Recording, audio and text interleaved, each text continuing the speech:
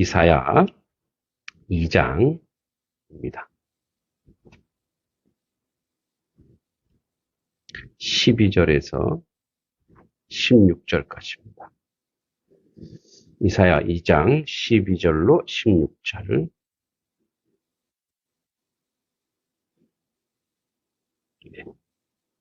12절부터 16절. 같이 한번 천천히 읽겠습니다. 대저 만군의 여호와의 날이 모든 교만한 자와 거만한 자와 자고한 자에게 임하리니 그들이 낮아지리라. 또 레바논의 높고 높은 모든 백향목과 바산의 모든 상수리 나무와 모든 높은 산과 모든 솟아오른 작은 언덕과 모든 망대와 모든 견고한 성벽과 다시스의 모든 배와 모든 아름다운 조각물에 임하리니. 아멘. 네. 이제 우리 지난번에 이사야서를 계속 하면서 이제 교만한 부분에 대해서 하나님이 굉장히 싫어하는 내용이죠. 11가지 교만이 돼. 교만도 굉장히 많아. 11가지가 있대. 가문과 지위의 교만. 우리 가문은 말이야, 우리 조상 중에 누가 있어. 뭐 이렇게. 자기가 잘해야지 뭐 조상 얘기하면 되겠어. 그죠? 또, 재물의 교만. 돈 자랑하는 거. 또 존경이, 자기 이제 존경받는 걸 좋아하는 명예의 교만이 있고, 이게 다 성경에 나옵니다. 풍채의 교만. 키가 크거나, 힘이 좋은. 골리앗이 그 교만을 떨다가 어떻게 됐어요? 예, 다윗한테 거꾸로 짐을 당했죠. 이사야 53장 2절에 또 평판의 교만, 남의 말을 듣기 좋아하는 거. 학식의 교만, 예, 많이 배웠다고 자랑하는 거. 거만의 교만, 예, 아주 거들먹거리는 그런 모습. 성공의 교만, 자기가 좀 돈 좀 벌고 공부 좀 많이 했다고 이제 자기 자랑하는 거. 능력의 교만, 자기 이제 능력이 있다고. 자의, 자기 의가 강한 거예요. 지식의 교만, 교만도 굉장히 많죠. 그러니까 안 걸리는 게 없어요, 그렇죠? 막 걸리죠 우리가. 만약에 어떤 회사에서 예수님의 12제자를 이제 면접을 본다 그러고 그 중에서 가장 유능한 자를 뽑는 그런 시뮬레이션을 컴퓨터로 돌려봤대요. 12제자 중에 누가 뽑혔을까요? 퀴즈입니다. 12제자 중에 한 명이 딱 뽑혔대요. 가룟 유다? 정답입니다. 네. 일단 선물을 준비 못해서. 네. 만약에 한 회사가 유능한 신입사원을 뽑기 위해 예수님의 12제자들 대상으로 인물을 분석했다고 합니다. 회사들은 이들의 학력, 경력, 적성을 종합해 컴퓨터로 분석했어요. 야고보와 요한은 매우 이기적이다. 자기 엄마 살로메가 뭐라 했었지? 우리 지난번에 배웠듯이 하나는 우편, 하나는 좌편에 막 올려달라 그랬잖아요. 그죠? 도마는 의심 많고 부정적인 소리. 맨날 불만만 많은 게 도마예요. 예. 베드로는 성격 급해서 실수가 많을 거다. 이걸 리더로서 자격이 없어요. 이리로 갔다가 여기 아닌가 보다. 야, 절로 가자. 왔다 갔다 한다는 거죠. 안드레는 너무 내성적이어서 추진력이 떨어진다. 샌님 같아. 야고보는 혁명가적 기질이 있어요. 위험한 존재라는 거예요. 세리 마테는 자신의 이익만 추구하는 이기적인 사람이에요. 근데 적격자가 나왔어요. 가룟유다. 그는 학식과 경험과 경험을 모두 겸비한 인물이고 또 실업가로서 감각과 사교성을 지니고 있다. 근데 11명이 실제 순교한 사도였고 가룟유다는 예수님을 배신했죠. 그죠? 그게 뭐냐면 하나님은 잘난 사람, 교만한 사람을 매우 싫어한대요. 그냥 싫어하는 게 아니에요. 너무너무 싫어하는 거예요. 왜 그럴까요? 교만한 사람 중에 하나의 특징이 뭔지 아세요? 자기가 하는 일 되는 거예요. 그리고 아는 게 너무 많아. 그래서 어떻게 한다는 거예요? 불순종. 이제 아이들을 한 거의 20년 가까이 공부를 시켜봤어요. 대학 가는 아이들 어떤 아이들인지 아세요? 내가 봤을 때, 아, 얘 이렇게 멍청해. 근데 자기가 멍청하고 자기가 부족하다는 걸 알기 때문에 그 아이는 선생님 시키는 거를 해요. 선생님이 원하는 거를 열심히 한단 말이에요. 그게 나중에 뭐가 돼요? 실력이에요, 실력. 실력이란 뭐냐면 말 잘 듣는 거예요. 순종하는 거예요. 여러분 신앙의 실력을 아는 것은 예수님께 하나님 말씀에 순종하시기 바랍니다. 오늘 이런 말이 있어요. 12절에 대적 만군의 여호와의 날이 모든 교만한 자와 거만한 자와 자고한 자에게 이 말이니. 여러분 교만한 자, 거만한 자, 자고한 자 똑같은 말이죠. 네. 이게 삼중 반복은요. 그 정도로 많다라는 거예요. 삼중 반복. 그죠? 교만, 거만, 자고한 자. 그러니까 이거는 일부러 이렇게 똑같은 말인데 그냥 써놓은 걸 이유는 강조하기 위해서. 그죠? 교만한 자, 거만한 자.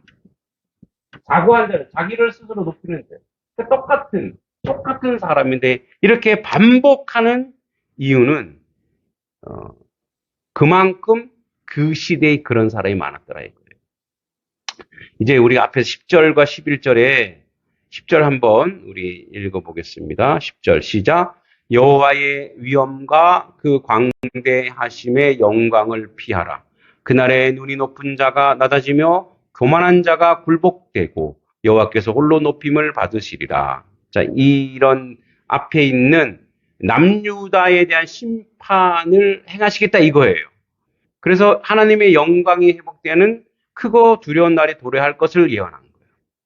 이제 이 예언을 하면서 이제 이어서 16절까지 오늘 12절에서 16절까지 그 나라에 있게 될 만물에 대한 심판. 그래서 12절부터 16절까지 만물을 비유해서 만물을 상징이죠. 상징이거나 비유해서 만물을 이 교만한 만물 가운데 교만한 자들이 있는데 이 교만함을 하나님이 이제 징계하심을 얘기합니다. 그런데 만물 자체가 하나님의 창조한 만물들이 교만하지 않죠. 인생이 그 만물을 교만한 것으로 자기들의 의지로 삼았기 때문에 하나님이 만물마저도 징계하신다는 거예요. 그러니까 이런 거예요. 여러분 우리가 겸손하면 그가 그와 함께하는 자연 공동체 공간도 하나님 축복해 주세요. 할렐루야. 근데 교만하면 그가 다스리는 만물조차도 하나님 어떻게 해요? 황폐하게 만들어요. 황폐하게. 그죠? 예전에도 한번 그런 얘기 한 적이 있는데, 미국에 이제 산업혁명이, 이제 영국의 산업혁명이 미국으로 오면서, 미국의 뭐랄까, 해안가 쪽으로, 그 주가 어느 주인지 모르지만, 그 해안가 쪽으로 많은 공장지대가 세워져요. 그러면서 공장이 세워지니까 누가 와요? 노동자들이 오죠? 노동자들이 오니까 뭐 술집이 들어왔어. 근데 이제 거기에 밀농사를 짓는 곳인데 밀농사에 이 공장지대에 무슨 폐수나 이런 것이 오염을 시키지 않았어요. 전혀 상관이 없어요. 근데 수확량이 반으로 푹 줄어들어요. 근데 어떤 현상이 일어났냐면 예배당에 예전에는 뭐예요? 사람들이 꽉꽉 찼어요. 근데 기계화 산업화되면서 기계에 의지하고 돈에 의지하니까 사람들이 교회가 텅텅 비었어요. 교회가 비는 만큼 밀농사가 안 되는 거예요. 근데 그때 어떤 목사님이 오시면서 이제 부흥이 일어나고 또 이제 기계화됐던 곳이 다른 데로 이전하게 되고 술집이 사라지게 되면서 다시 저들이 하나님을 열심히 믿고 겸손하게 하나님의 농토에 대해서 대했더니 또 다시 그 농장이 회복됐다는 거예요. 여러분 농사가 잘 되길 원하시면 농토를 축복하시고 하나님의 뜻대로 순종하여 농사를 지으시면 될 줄 믿습니다. 전 농사꾼이 아니지만 하나님 말씀이 그렇게 얘기해요. 그죠? 그러니까 보세요.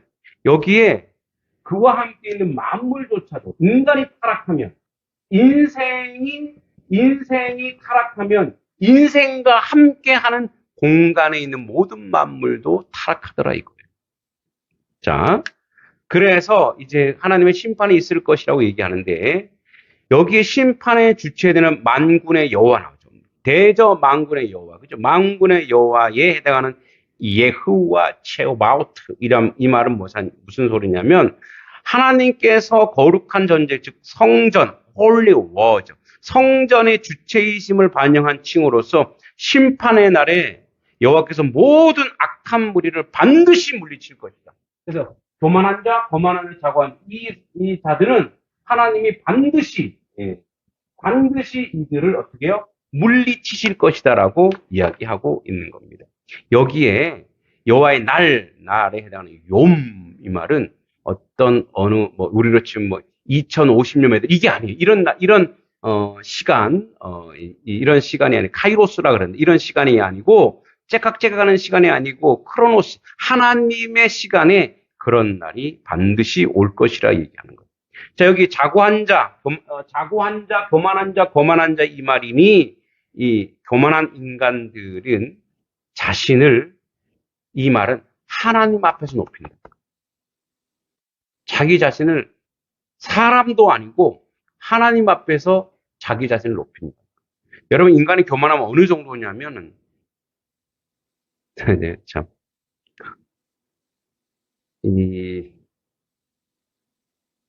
저는 정치적으로 어떤 색깔이 있는 사람이 아니어서 저의 당은 예배당입니다. 오직 주님만 모시는데 어떤 목사님이 시중에서 이렇게 얘기하죠. 하나님 까불지 마. 그 목사가 아니죠. 그 사탄이에요. 괴수예요. 어떻게 하나님 까불지 마. 이게 무슨 소리예요. 어떻게 망령된 말을 하냐. 그 정도로 뭐예요? 인간을 등에 업고 돈을 등에 업고 권력을 등에 업고 교만해졌다고 하는 거예요. 그 사람 반드시 심판받습니다. 그 소리를 듣고 정말 분노가 올라오더라고요. 젊은 목사로서. 옛날에 김진호 목사님이 저 옛날에 참 김진호 목사님을 존경하고 많이 따랐는데 최근 들어서 자꾸 정치적 색을 내서 예전에 소망교회에서 파이프 오르간을 설치한 적 있어요. 여러분 파이프 오르간이 얼마나 비싼지 아시죠? 이 파이프 오르간 다시 수작업해요. 우리나라에서 못 만들어서 수입해 온단 말이에요. 이 기둥 하나, 이게 오르간 기둥 하나가 예전에 들어올 때 기둥 하나가 3억, 4억이에요. 그 보통 파이프 오르간 설치하면 최소 10억이에요. 그러니까 저희 신학교에도 이제 그거를 설치했었는데 최소 10억이에요, 10억. 근데 그 옛날에 아주 거의 굉장히 오래됐죠. 그 파이프 오르간을 설치한다고 해서 김준호 목사님 도끼 들고 왔어요. 아니, 근데 설치해 보기만 해라. 응? 왜? 지금도 굶주리고 죽어가는 사람인데 교회가 지금 뭐 하는 짓이냐. 이런 정신이 있어요. 그래서 그분은 빈민사에 갈 때니까. 그죠? 교만한 인간은 하나님이고 뭐가 없어요. 자기 조금 힘이 생기고 조금 지식이 있으면 이게 이제 인간의 모습이죠. 누가 그랬어요? 뱀이 와서 누구를 꼬십니까? 하와를 꼬시죠. 야, 하나님과 너랑 너희가 하나님처럼 될까봐 그러는 거야. 뭐죠? 그런 식으로 하나님의 뜻을 왜곡함으로써 교만의 극치를 나타냅니다. 여기서 이사야는 유사한 의미의 단어 교만한 자, 거만한 자, 자고한 삼중 반복을 하는 이유는 한 번만 써도 되는데 이 세상에 높아지려는 사람들이 많고 그리고 동시에 이들이 빠짐없이 하나님을 심판받아 낮아질 것이라고 얘기합니다. 그들이 낮아지리라. 여기 그들이 낮아지리라고 얘기하는 이제 원어 웨사펠은 이 사펠이라는 뜻은 낮아진다라고 하는 것이 그들이 자기를 스스로 낮추는 게 아니에요. 그들은 하나님 앞에 교만해졌다가 치욕을 당할 것이다. 예. 그들은 이게 이제 사실은 낮아지리라는 건 뭐예요? 이게 ing죠. 낮아질 것이다인데 사실은 여기 완료형으로 썼어요. 너희들은 반드시 내 앞에서 교만한 너희들은 반드시 내가 어떻게 한다? 철저히 심판하여 낮출 것이다. 이 얘기를 하고 있는 거예요. 그죠? 이사야는 낮아짐을 의미하는 사펠이라는 단어를 거듭 사용해서 완료형으로 사용한 것은 여호와의 심판으로 인해 모든 교만한 자들이 더 이상 하나님 앞에 높아지지 못하고 비천한 자리에 떨어져 철저하게 낮아질 것을 예언했습니다. 누구처럼? 탕자처럼. 아버지 유산 주세요. 내가 나가서 사업하고 엄청 벌어오겠습니다. 근데 어떻게 했어요? 예, 돼지에게 주는 그 쥐염이라는 그거 먹으면서 생계를 유지했어요. 그래서 뭐라? 주님, 내가 아버지 집으로 가고 싶습니다. 아버지가 나를 용서해 주신다면. 그죠? 모든 인생은 내가 뭘 할 것처럼 여겨져. 예, 당당하게 뭔가 나 하나님 없이도 살 수 있어. 응? 나 내 힘으로 뭔가 할 수 있어. 예, 반드시 비천한 자리로 낮아진다는 것을 명심해야 됩니다. 13절에 보니까 또 레바논의 높고 높은 모든 백향목과 바산의 모든 상수리 나무와 여기 레바논의 모든 백향목 그러니까 여호와의 날에 교만한 자들에게 하나님의 심판이 임할 것을 예언하고 있는데 여기 이제 13절 14절에 보면 교만한 자의 그러니까 자신뿐만 아니라 그들을 맹신하던 모든 것이 심판을 임할 거라고 얘기하는데 여기에 여러분 레바논의 백향목은 무엇으로 쓰냐면 궁궐을 지을 때 써요. 궁궐을. 우리나라도 왜 노송인가? 하여튼 소나무 엄청 큰 것으로 이제 궁궐을 짓죠. 그걸 교목이라고도 하더라고요. 높을 교자예요. 높은 나무, 교목이라고도 하는데 이 레바논의 백향목이 30m에서 40m래요. 나무가. 네, 30m, 40m. 지금 양동에 30m, 40m 되는 나무 없어요. 그죠? 여기 클 수가 없어요. 추워서. 레바논은 뭐예요? 온대 지방에 쫙쫙. 여러분, 우리 이제 캄보디아에 가보니까 그 밤에, 아니, 그 노을 질 때 보면은 저 멀리 나무들이 쭉쭉 뻗어 있는 게 멋있어요. 예. 그런데 가야 그런 나무들을 볼 수 있는 거예요. 엄청 높은 나무예요. 이 성전이나 궁전 등 건축으로 사용될 정도로 목재가 튼튼하고 아름다웠어요. 이 레바논의 백향목. 근데 이 나무를 수식하고 있는 것이 뭐라고 얘기하고 있냐면, 자, 높고 높은, 원래 모든 백향목과 바산의 상수리 나무와 높은 산과 높은, 14절에는 높은, 15절 높은 해야죠. 그래서 높고 높은 일, 이게 원래 높은이 높고 높음을 강조하는 거예요. 여기에 첫 번째로 사용된 높고는 높다, 올라가다 이런 뜻이에요. 그러니까 끝없이 올라가는 거예요. 끝없이. 그 다음에 뒤에 높은 이제 외한 리사임이라는 뜻은 들어올리다. 그러니까 올라가다 이 말은 뭐냐면 스스로를 높일 뿐 아니라 다른 존재에 의해서도 높임을 받는 나무. 이게 백향목, 바산의 상수리 나무 이런 나무들이 사람들이 와 스스로 자기가 높다는 걸 아는 것과 동시에 사람들도 와 한다는 거예요. 여기 나무가 비유적으로 교만을 상징하는데 여기 상수리 나무는 망대, 여러분 높은 망대 있죠? 망 보는데 망대, 요새를 짓는 건축자재로 사용되게 돼요. 그러니까 유다 사람들이 하나님 대신에 이 높은 나무, 자, 백향목은 뭐예요? 예, 궁궐을 짓는데 사용하는 거. 궁궐, 화려한 건물, 그죠? 그 다음에 바산의 상수리 나무, 이건 뭐예요? 전 망대죠, 망대. 그러니까 이쪽은 화려한 거니까 뭐예요? 화려한 거니까 사치예요, 사치. 상수리는 망대는 뭐예요? 군사력. 그러니까 이 나무가 교만하다는 게 아니고 인생들이 이 나무를 군사력에 그리고 자기들의 부에 사용하면서 나무조차도 교만해졌다 이거예요. 그러니까 누구를 의지하는 거예요? 하나님을 의지하지 않고 뭐를 의지하는 거예요? 돈에 의지하고 하나님을 의지하지 않고 어디에? 군사력에 의지하고 있더라고요. 자기들이 보이는 거, 자기들이 보는 거, 야, 이 정도로 튼튼한데 어디를 누가 쳐들어와? 이 얘기를 하는 거죠. 바벨탑이 그랬대요, 바벨탑. 야, 우리가 그러니까 우리가 좋은, 벽돌 굽는 좋은 기술이 있으니까 높아져서 하나님에게까지 올라가자, 하늘에까지 올라가다, 이렇게 돼요. 이 레바논이란 표현이 명시된 것은 당시 마음이 완악하고 또 높고 그런 사람들을 상징적으로 얘기하는데 이 사실은 문자적으로 이루어졌다고 볼 수 있습니다. 고대 전쟁에서 승리한 나라는 패망한 나라를 완전히 파멸합니다. 완전히 시도 없이 다 말려버려요. 모든 만물을. 그 나라를 항폐시키고 벌목했습니다. 아수르가 레바논을 침공해서 이 레바논의 대표적인 백향목을 다 뽑아버려요. 그러니까 뭐예요? 교만이 비천함으로 전락한. 아수르가 쳐들어가고 다 쓸어버려요.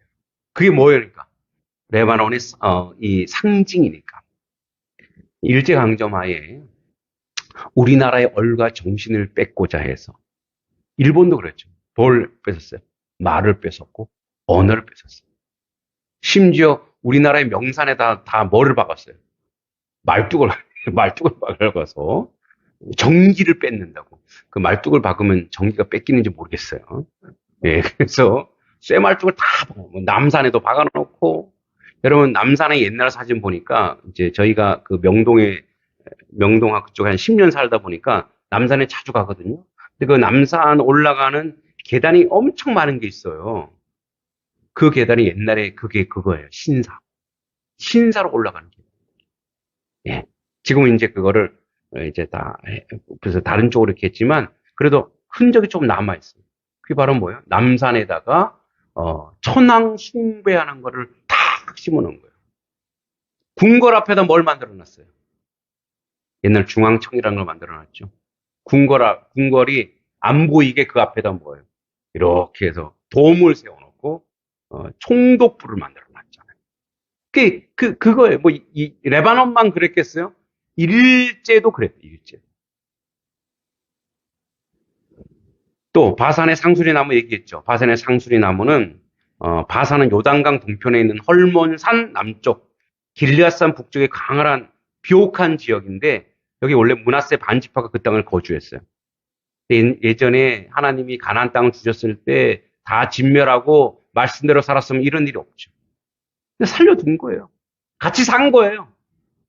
그 지역 땅이 비옥하고 풀이 무성하고 물이 넉넉해서 농사를 비롯한 목축업이 번성했어요. 특히 상수리 나무가 많았는데 이 나무는 키와 무성함 등 눈에 보이는 위용으로 인해 거대한 건축물을 짓는데 특히 이방인들이 거대한 건축물 중에 뭘 지었겠어요? 상수리 나무. 예, 상수리 나무로 망대도 있지만 신전을 지었습니다. 뭐예요? 우상숭배의 도구가 된 거예요. 여러분, 이 펜으로 제가 하나님의 말씀을 쓰고 있잖아요. 이 펜이 어떻게 사용되는 거예요? 거룩하게 사용되고 있어요. 얘는 축복받은 거죠. 근데 이걸로 내가 다른 것을 한다고. 남을 비난하고 남을 욕하고 우상숭배하는 가르친다면 이 펜은 저주받을 거예요. 그러니까 누가 어떻게 사용하느냐에 따라서 뭐예요? 거룩함이 되느냐? 저주거리가 되냐 이거예요. 물질도 마찬가지예요. 물질도 하나님께 드리면 뭐가 되는 거예요? 거룩한 것으로 세워지는 거고 뭐예요? 그거 가지고 다른 것을 하면 어떻게? 악한 것으로. 그래서 뭐예요? 그래서 하나님이 우리를 사용하실 때 순종할 때 우리 주변의 모든 것이 거룩해지고 축복받는데 마찬가지죠. 여러분, 여러분의 입술과 여러분의 말과 여러분의 생각, 하나님 말씀을 읽고 선한 말을 하고 하나님 말씀을 공부하는 데 쓰면 그것은 거룩해지지만 그것으로 남을 비난하고 남을 비판하고 남을 욕하는 데 쓰면 어떻게 돼요? 악한 도구로 사용됩니다. 어떻게 사용하느냐에 따라 완전히 달라지는 거예요. 이 좋은 나무들이 어디에 쓰이는 이 상수리 나무, 이 백향목, 상수리 나무, 이 좋은 나무들이 뭐에 쓰이는 거예요? 우상 숭배와 더럽고 추한 곳에 쓰이는 거죠. 또 여기 또 뭐가 나오냐면 보세요. 모든 높은 산과 모든 솟아오르는 작은 산의 언덕과 자, 여러분, 여기 높은 산, 여기는 이제 중동은 평야가 많기 때문에 이 평지 위에 산이 이렇게 있어요. 또 작은 산이 있어요. 그러니까 얘네들도 또 저주받는 거. 왜 저주받을까요? 산이 높다고 교만하는 거 아니잖아요. 그 산에다 뭘 만들었어요? 산당을 만들었어요. 모든 산에다 뭘 만들어요? 산당, 산신. 예, 우리나라도 많죠? 예, 저도 어렸을 때 아버지랑 같이, 아버지가 이제 옛날에 이제 그 공장을 하니까 화목제를 나무를 해갖고 오잖아요. 그죠? 지금은 이제 함부로 하면 안 돼. 옛날에는 나무 올라가 보면은 뭐 이렇게 어떤 나무에 커다란 나무에 막 이렇게 막 휘황찬란한 게 있고 그 밑에 보니까 떡도 있고 막 많아요. 근데 이제 저희 아버지가 약간 그 개화기 인물 같은 분인데 우리 저기 뭐야 지금도 그 나무가 있더라고. 선앙당 있어 선앙당. 선앙당에다 불 질린 분이에요. 그래갖고 저주받는다고 막. 그리고 이제 그 향나무가 있었는데 700년대 향나무가 있었는데 그 향나무가 이렇게 벼락을 맞았어요. 근데 아무도 안 건드리는 거야. 그 향나무를. 근데 아버지가 향나무를 슥슥 썰어갖고 이제 다 나눠줬어요. 야, 이거 향나무 좋은데 쓰니까 너네 뭐 제자 지내면 거기다가 이렇게 나무 태워. 아무도 안 받으려고 하는 거야. 근데 아버지가 쓱쓱 썰어갖고 다 준 거예요. 야, 이거 미신이라고 말이야. 응? 저 죽는다, 저주받는다 그러는데. 물론 이제 우리 할머니 예배당 다니고 하니까 그런 거 신경 안 썼기 때문에 그렇기도 하죠. 여러분, 이 산당을 믿고 산신을 믿으면 사람이 어떻게 되는지 알아요? 종속돼 살아요. 그래서 우리도 그럴 거 하잖아요. 지난번에 얘기했지만 손혼만 날. 그날에 이사해야 되는 거예요. 또 누구를 만나지 말라 그래요. 오늘은 누구를 만나지 마. 뭘 하지 말라고. 다 뭐밖에 없어요? 하지 말라는 것밖에 없는 거죠. 그러니까 이 높은 산, 모두 솟아오른 작은 산, 언덕, 또 높은 망대, 경관 성벽. 이 경관 성벽은 뭐냐면 이제 유대가 군사력이 약하기 때문에 절벽 같은데 성벽을 쌓는 거예요. 뭘 의지하는 거예요? 하나님이 아니라 누구를 의지하는 거예요? 자기 힘, 자기 군사력. 그래서 이스라엘은 말을 기르지 말라 그랬어요. 전쟁은 누구에게 있다? 여호와께. 16절 다시스의 모든 배와 아름다운 조각물의 이 말이니 이 다시스의 모든 배는요. 이 솔로몬 시대 때 굉장히 왕성하게 왔다 갔다 했어요. 그래서 왕성에 왔다 갔다 하면서 많은 아름다운 조각물을 수입해 와요. 이건 바로 뭐예요? 똑같아 이거. 뭐예요? 사치, 화려함, 아름다움 이걸로 전부 다 뭐 하는 거예요? 우상을 만드는 거예요. 그러니까 이러한 모든 군사력에 의지하고 또 여기 다시스의 배는 보면은 군사 시설이 나오고 또 솔로몬 왕 치하의 지중해 해상 무역을 확장하기 위한 해로의 항구인데 3년에 한 번씩 진귀한 물건을 수입해 옵니다. 그걸 가지고 뭐요? 이제 우상 숭배에 쓰고 물질적 번영을 추구하는 거예요. 그러니까 하나님을 의지하지 않고 무엇을 의지하는 거예요? 자, 정리하면 군사력을 의지하고 그죠? 우상을 숭배하고 물질에 의지하고 이러한 모든 것을 자기들이 보이는 곳, 이런 보이는 곳에 의지하고 있는 너희들 반드시 이것이 자체가 뭐라고? 교만이다. 반드시 내가 너희들을 비천한 자리로 끌어내릴 것이다. 이 얘기를 하는 거야. 반드시 이 일이 이루어질 것이다라고 얘기합니다. 하나님의 사람은 누구만 의지해야 해요? 오직 여호와만 의지해야 될 줄 믿습니다. 여러분 우리에게 건강이 있습니까? 예전에 건강을 과신한 목사님들이 있어요. 저도 그래서 건강이라는 얘기를 막 강조하지 않는데 물론 열심히 건강 관리하지만 근데 그런 분들은요 다 일찍 돌아가셨어요. 골골 하시던 분이 있죠. 한경직 목사님. 맨날 병원 다니고 골골 하신 거. 네, 아직도 살아계신 제가 존경하는 박영선 목사님. 지금도 설교하세요. 근데 얼굴 보면은 피골이 상접해 있어요. 와, 저래도 설교를 하시는구나. 이제 은퇴하셨지만 이렇게 가끔가다 다녀서 워낙 설교를 잘하시니까. 다 뭐예요? 오늘 내일 하는 것 같은데? 네, 설교하고 있는 거. 자기가 과신하는 것들을 하나님 무너뜨려요. 마지막으로 제가 이제 목사고시를 보는데, 목사고시는 2회에 걸쳐서 실시할 수 있는 총 7과목을 봅니다. 뭐 성경, 헌법, 뭐 교회 정치, 뭐 하여튼 논술을 보는데, 제가 논술 강사잖아요. 그 당시에 논술이 유명한, 제가 그 당시 유명한 강사였어요. 교만하지 말아야 되는데. 그래서 이제 우리 그 같이 신대원생들 이제 3학년 때 이제 그 다음에 보니까 다 모여서 성경을 만점 맞은 애가 있어요. 저 신대원에서. 그 친구는 성경을 가르쳐 주기로 했어요. 그리고 헌법 공부하는 헌법을. 근데 저는 논술이니까 제가 논술을 가르쳐 줬어요. 이렇게 하면 돼. 놀라운 일이 벌어졌어요. 성경을 가르친 애가 성경에서 떨어졌어요. 헌법을 가르친 애는 헌법에서 떨어졌어요.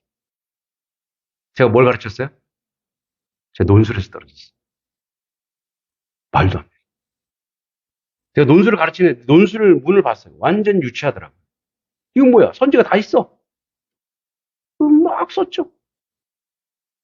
나중에 그러더라고요. 어떤 선배가. 너 마지막에다가 이거 썼어. 뭔데요? 선배님들의 훌륭하신 목회를, 그 선배를 칭찬하는 글을 써야 된대요. 아니, 그런 걸 왜 쓰냐고. 자존심 상하게. 그걸 써야지 합격한다. 논술은 주관적이잖아요. 채점이. 답이 있는 게 아니잖아요. 그 떨어졌어요, 논술에서. 그 다음에 제가 수치를 당했잖아요. 이제 그 다음에는 이제 떨어진 것만 보면 돼요. 그 논술 시험 보러 들어갔어요. 논술 시험은 점심 먹고 5교시에 보더라고. 점심 먹고 들어갔는데 이제 우리 1년 후배들이라든지 또 작년에 떨어졌던 친구들이 다 이렇게 시험을 보는 거예요. 근데 이제 50분 시험인데 딱 보니까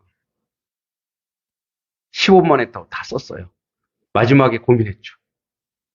선배님들의, 자존심 상해. 그래서 그냥 선배님들 하지 않고 우리 훌륭하신 목사님들의 본을 받아 쓰긴 썼어요. 마지막에. 이것을 또 내년에 다 다시 봐야 되잖아요. 그걸 딱 놓고 나가려고 했더니 작년까지는 시험 보고 나서는 바로 나가도 되는데 못 나가게 하는 거예요. 끝날 때도 기다리래요. 그래 되면 이제 그 앞에 감독관이 딱 보더니 논술을 잘 쓰셨는데 어떻게 작년에 떨어지셨냐고 그랬더니 그 소리를 바로 뒤에 있는 친구가 이렇게 받아쳤어요. 교수님, 그 형이요. 강남에서 논술 1타 강사예요. 그랬더니 이게 조용조용한 얘기인데 이제 그 교실에 350명 들어가 있는 교실을 다 들리는 거예요. 그러니까 사람들이 글 쓰다가 다 웃는 거예요. 하하하하 호호호. 내가 얼굴이 빨개지니까 교수님 나가라고. 나가라고. 그때 느꼈죠. 내가 교만했고. 응? 내가 교만해서 하나님이 내가 제일 자신 있어 하는 거에 뚝 떨어뜨리시고 그래서 어떻게 그 다음에 정성스럽게 그거를 준비한 거지. 여러분 혹시 여러분들이 자신하는 거 있습니까? 그때일수록 더 겸손하셔야 돼요. 그것일수록 더 자기를 돌아보셔야 돼요.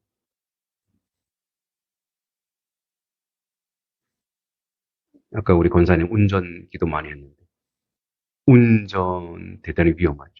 운전 너무 자신 있어 하면 정말 조심. 저도 그래요. 제가 보니까 우리 차가 110 제한돼 있잖아요. 이 하나님 뜻 같아. 더 달리고 싶지? 더는 못 달려. 천천히 달려. 제가 원래 엄청 속도 강이었고. 예. 자기 자신을 못하면 구조적으로 자기가 겸손할 수 있도록. 그래서 그렇게 하는 방법 중에 하나가 있습니다. 마지막 비법 가르치겠습니다. 여러분 모든 일에